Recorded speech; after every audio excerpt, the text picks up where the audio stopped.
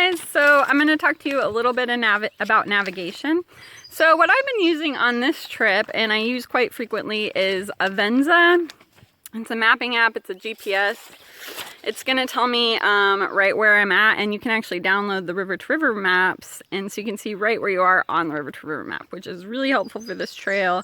However, you don't want to rely completely on technology to get you anywhere, because you can drop your phone and it can break or run out of batteries or whatever, and the same with a GPS. So it's always good to have a backup, and that is a map and compass. Okay, so before I went on this trip, I printed out all of the river to river trail maps that I was going to need. I think there's 6 of them that I'm going to be doing on this trip.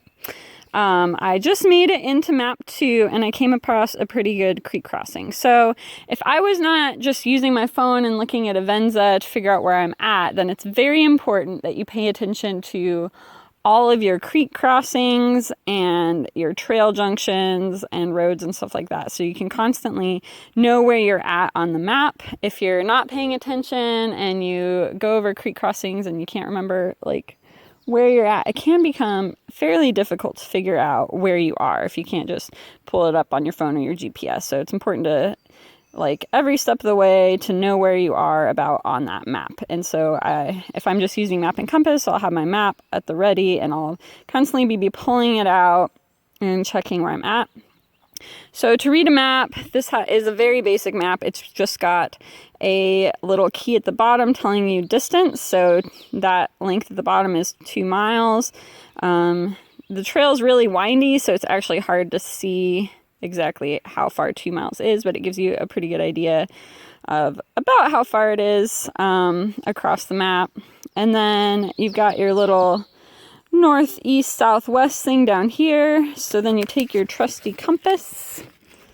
Here we go. Map. Trusty compass.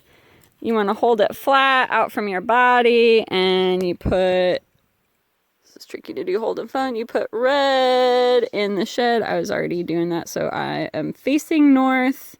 Then I grab my map, which I just dropped on the ground, and I make sure that that is facing north according to its little guy down there. So I'm facing north, so I know which direction I'm pointing and what I'm looking at. I'm looking at this creek crossing. Looking at this creek crossing right there, because I've been paying attention to where I am throughout this trail, so I know I'm right there. So I'm about to